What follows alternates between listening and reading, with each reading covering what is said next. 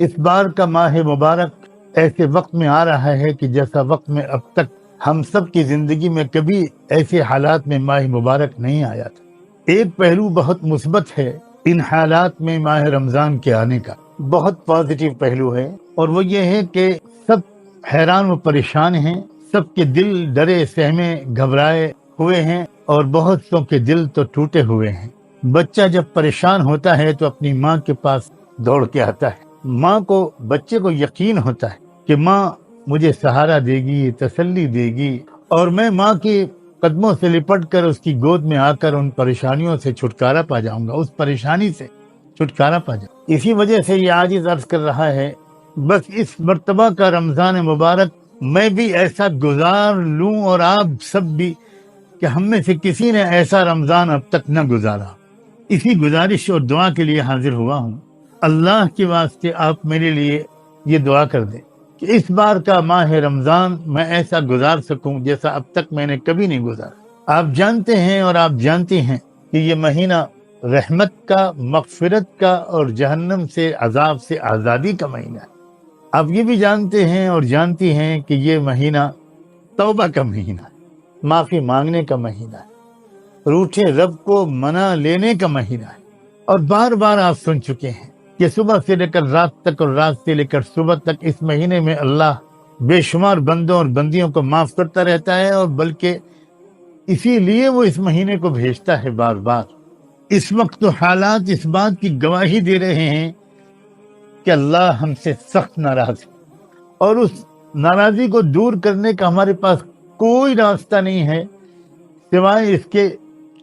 کہ اب ہم دل کی گہرائیوں سے اپنے جرموں کا اقرار بھی کریں، اور اب اپنی زندگی کو ہمیشہ کے لیے بدل ڈالنے کا فیصلہ کر دیں اور شروعات کر دیں۔ کچھ اللہ کے بندے اب بھی امت میں ایسے موجود ہیں جنہیں وقتاً فوقتاً یا کبھی کبھی کہہ لیجئے کہ رحمت دو عالم صلی اللہ علیہ وآلہ وسلم کی زیارت اور ہم کلامی کی دولت نصیب ہو جاتی ہے۔ ایسے ہی ایک بندے کو حال ہی میں 2 بار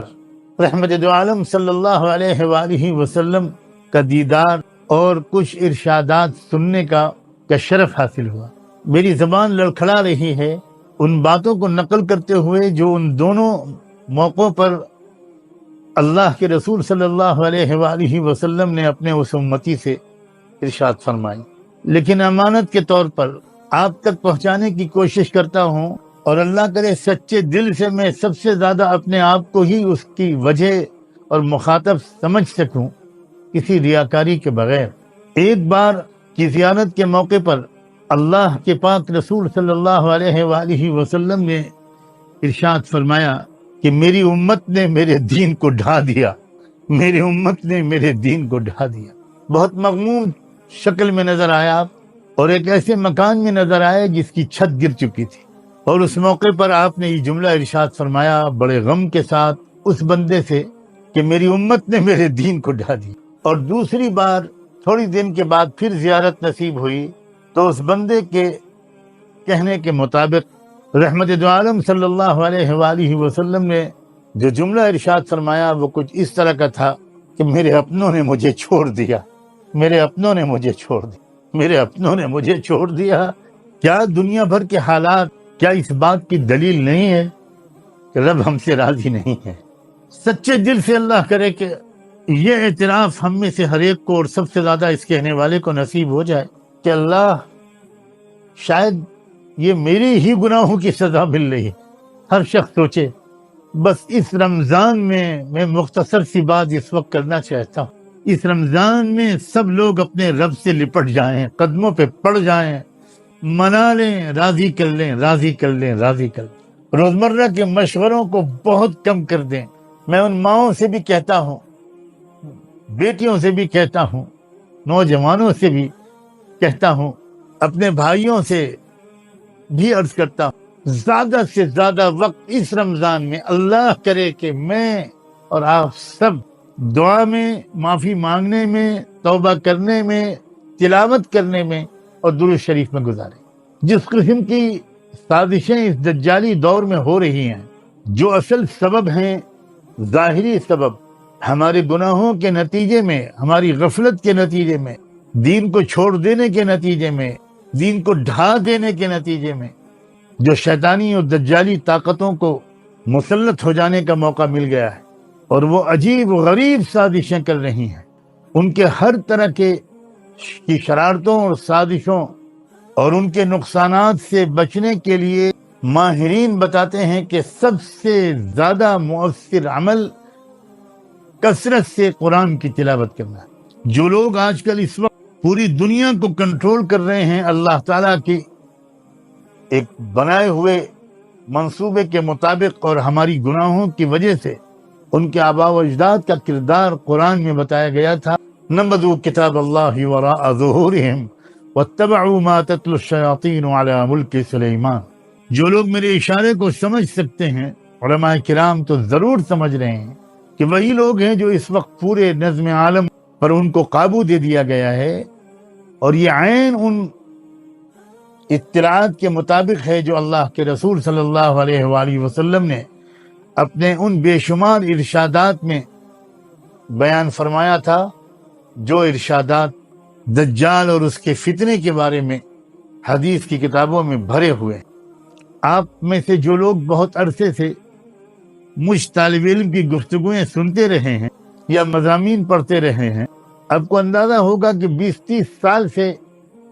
یہ عاجز کہنے کی کوشش کر رہا ہے کہ یہ عام زمانہ نہیں ہے، یہ آخر الزمان شروع ہو چکا ہے، اور بڑی تیزی کے ساتھ وہ جو واقعات و حوادث دنیا کے مختلف علاقوں میں وقوع پذیر ہو رہے ہیں، یہ وہی واقعات و حوادث ہیں جن کا حدیث فتن میں تذکرہ آیا ہے۔ آپ میں سے جو لوگ پچھلے رمضانوں میں روزانہ ایک پارہ پڑھتے تھے، اللہ کے واسطے اس مرتبہ مقدار بڑھا دیجئے۔ ایک پارہ جو پڑھتے تھے وہ 3 پارہ کر دیں، جو 3 پارہ روز پڑھتے تھے رمضان میں وہ 5 پارے کر دیں، جو 5 پارے پڑھتے تھے وہ 7 پارے کر دیں۔ کوشش کریں کہ زیادہ سے زیادہ قرآن مجید کی تلاوت ہو، اور کلمہ طیبہ لا الہ الا اللہ کی کثرت کریں، خوب پڑھیں اس کو، یقین کے ساتھ، محبت کے جذبات کو اللہ تعالیٰ کے ساتھ جوڑنے کی کوشش کرتے ہوئے۔ جب لا الہ الا اللہ پڑھے تو کبھی ذہن میں کیفیت ہو لا معبود الا اللہ کی، کبھی لا محبوب الا اللہ، کبھی لا مرغوب الا اللہ، کبھی لا مقصود الا اللہ۔ ہمیں اعتراف کرنا چاہیے کہ ہم غافل ہو گئے، ہم بہت غافل ہو گئے،